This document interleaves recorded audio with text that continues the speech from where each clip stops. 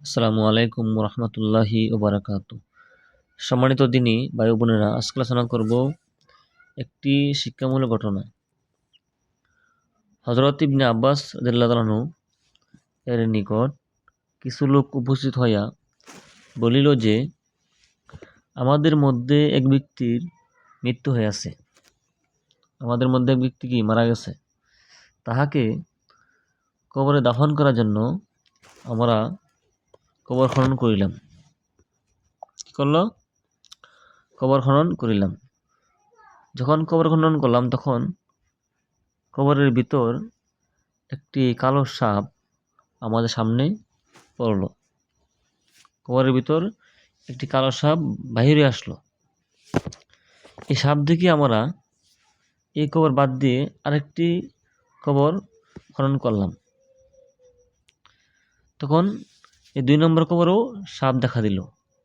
তখন আমরা 3 নম্বর একটা কবর খনন করলাম। তৃতীয়বার কি কবর খনন করলাম। তৃতীয় কবরের মধ্যেও সাপ দেখা গেল। তখন লোকেরা ইবনে আব্বাস রাদিয়াল্লাহু তাআলা আনহুকে বললেন যে, এখন আমরা কি করতে পারি? তখন ইবনে আব্বাস রাদিয়াল্লাহু তাআলা আনহু উত্তর দিলেন, তোমরা যে 3টি কবর খনন করেছো তার যে কোনো একটির মধ্যে এই ব্যক্তিকে দাফন করে দাও, কারণ এই সাপটি তাহার কি আমলের প্রতিফল। নাউজুবিল্লাহ। কারণ তিনি বললেন, পৃথিবীর যে কোনো স্থানেই কবর খনন করো না কেন, প্রত্যেক কবরেই এই সাপ তুমি দেখতে পাইবে। অযথা তাহাকে ঘোরাফেরা না করে যে কোনো এক কবরে দাফন করে দাও।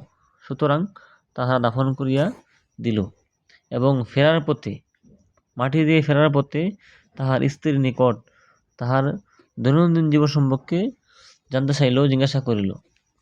তখন তার স্ত্রী উত্তর দিল যে, সে খাদ্যদ্রব্যের ব্যবসা করত। প্রতিদিন গড়ে খাওয়ার জন্য ব্যবসার মাল থেকে কিছু অংশ রাখিয়া দিত, আর ওই অংশের সমপরিমাণ পাথরকণা, গরু কাঠ ইত্যাদি ব্যবসার মালের মধ্যে মিশাইয়া দিত। নাউজুবিল্লাহ। সে যে পরিমাণ খাদ্য ওই বস্তা থেকে রাখত, সে পরিমাণ পাথরকণা, গরু কাঠ মিশাই দিত। কাজেই তাহার কবরের মধ্যে ইহারই প্রতিফল ঘটল, এই সাপ। তো প্রিয় দর্শক, আমরা প্রত্যেকেই এই ঘটনা থেকে শিক্ষা গ্রহণ করব যে, মানুষকে মালে কম দেওয়া বা মানুষকে ঠকানি এগুলো করব না, তাহলে কবরের মধ্যে এইরকম বিপদ হবে।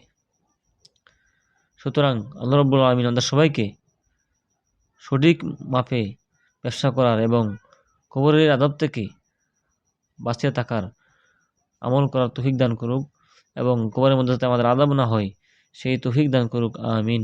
আসসালামু আলাইকুম রহমতুল্লাহি ওয়া বারাকাতুহু।